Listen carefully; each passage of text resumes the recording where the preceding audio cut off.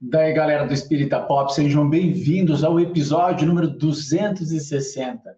Tantos programas feitos aqui com muito carinho para você, toda a equipe da TV, da Comunhão Espírita de Brasília, esse grupo que tem se esforçado tanto para trazer conteúdo de muita qualidade e, sobretudo, com muito amor, para que nós possamos gerar aqui ideias novas, reflexões novas e, com certeza, trabalharmos um pouco mais na construção de um mundo melhor que o nosso Senhor Jesus, nosso amigo incondicional, trouxe para nós. E o tema de hoje tem tudo a ver com uma orientação dele, que é dom de cura. Que nós devemos colocar em prática nossas capacidades curativas. E eu quero te convidar para refletir sobre isso. Você tem dom de cura? Fica a gente.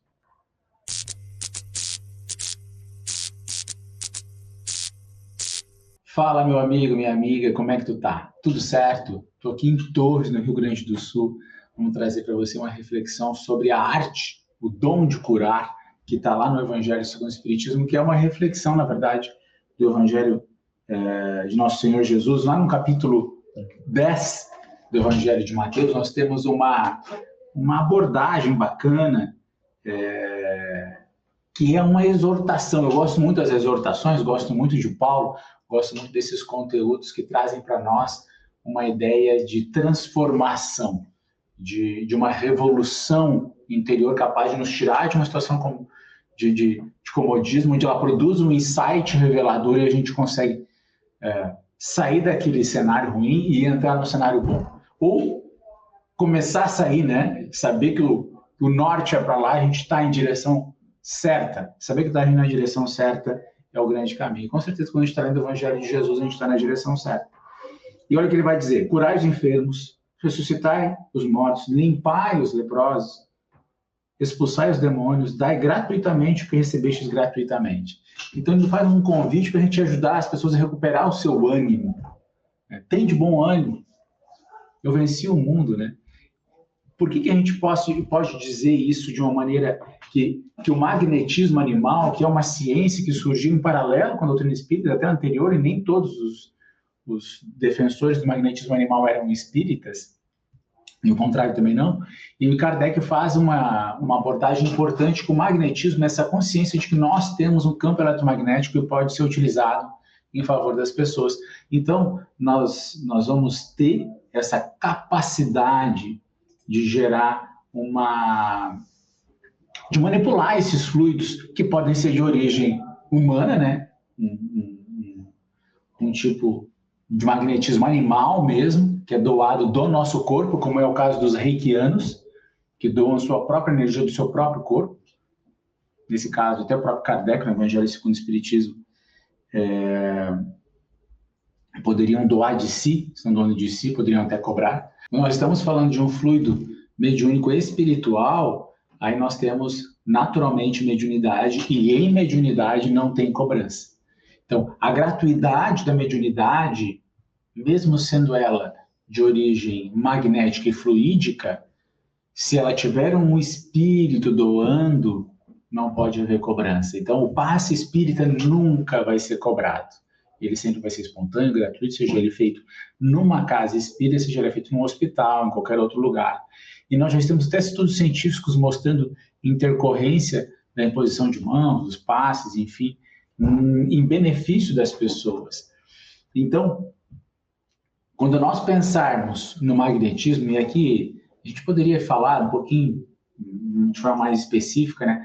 Kardec se dedica muito a convidar as pessoas para estudar o magnetismo na sua sugestão para a biblioteca a ser formada, né, nas casas espíritas. Ele sugere livros de magnetistas famosos, Barão do Poté, por exemplo, além de Mesmer, evidentemente, né, Deleuze, enfim.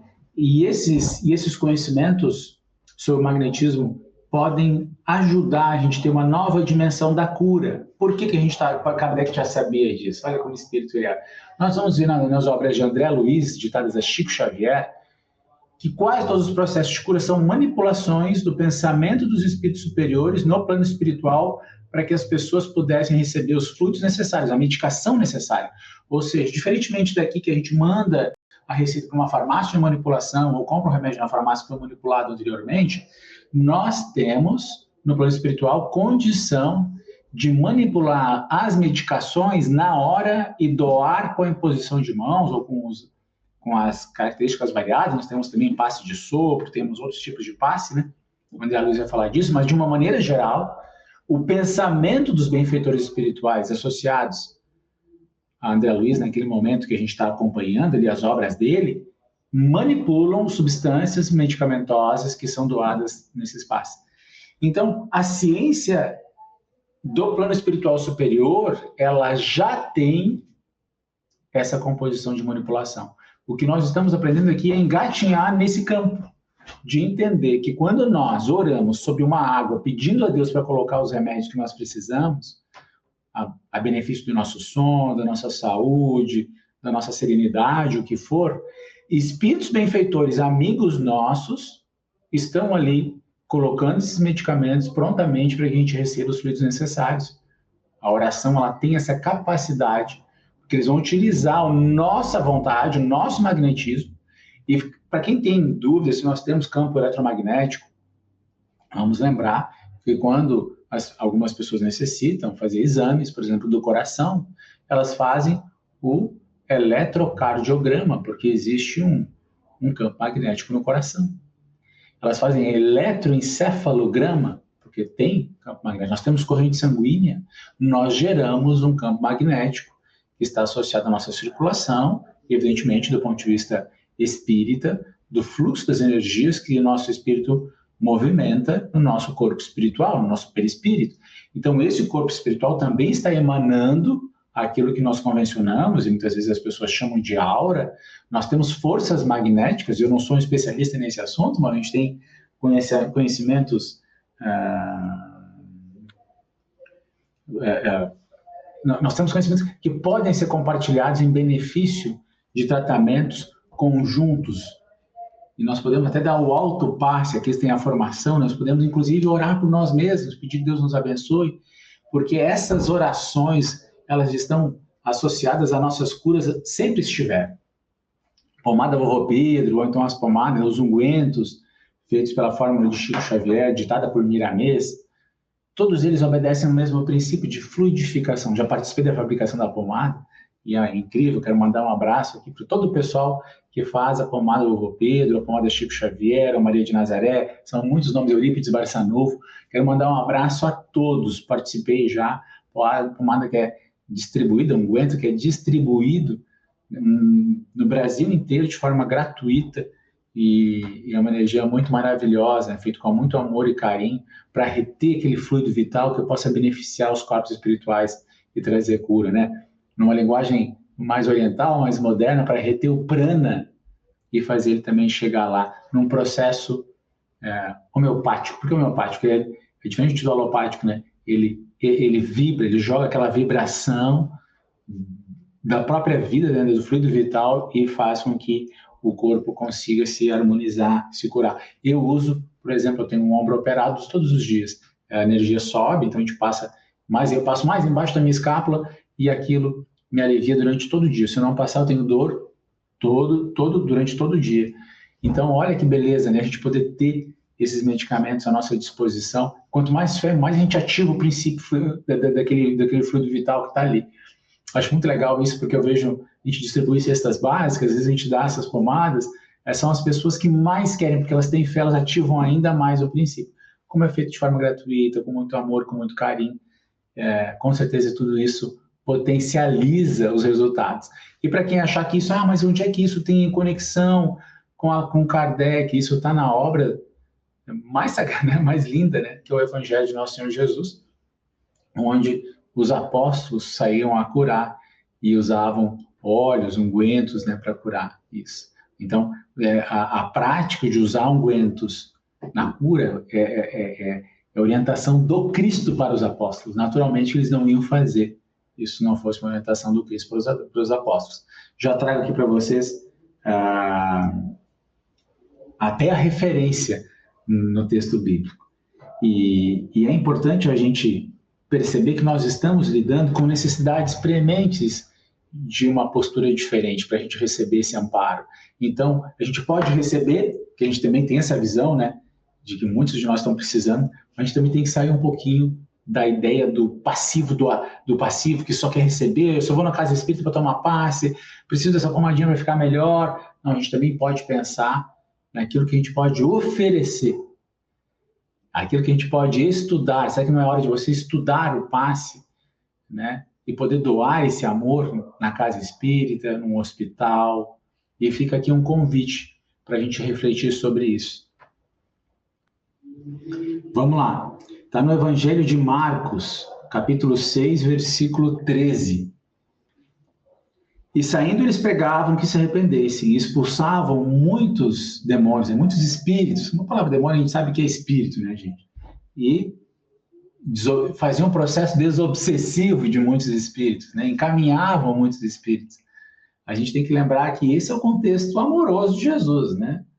E desobsediavam, não paravam muitos espíritos, e ungiam muitos enfermos com óleo e os curavam, ou com unguento e os curavam. Está lá no Evangelho de Marcos, João Marcos, capítulo 6, versículo 13. Então, a gente já tem aqui no Evangelho a citação do uso desses ungüentos. Então, porque eles têm fluido magnético capaz de fazer esse benefício a todos nós. E Kardec, ele se preocupou bastante em deixar esse legado para que nós estudássemos o magnetismo. Então, vou fazer são vários textos de Kardec. Ele vai dizer assim, ó, o magnetismo e o espiritismo se dão de mão, são duas partes de um mesmo todo. Dois ramos de uma mesma ciência que se completam e se explicam uma pela outra. Dar crédito ao magnetismo e abrir caminho para o espiritismo. E reciprocamente, Allan Kardec.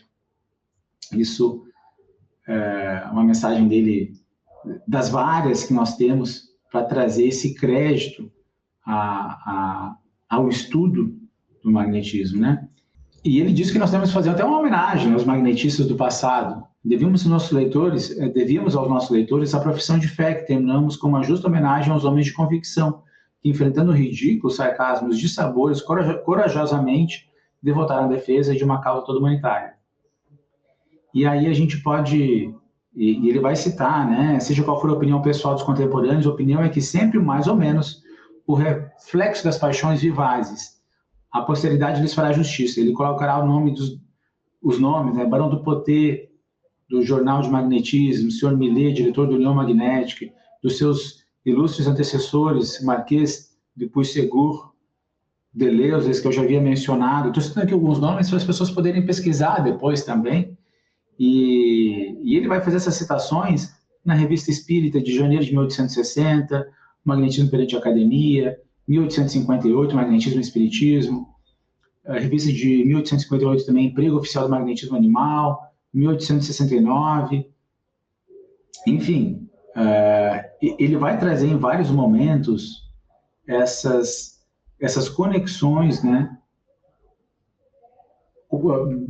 das nossas relações espirituais com aquilo, com as energias que nós estamos associados e como a gente pode usar esse benefício das pessoas.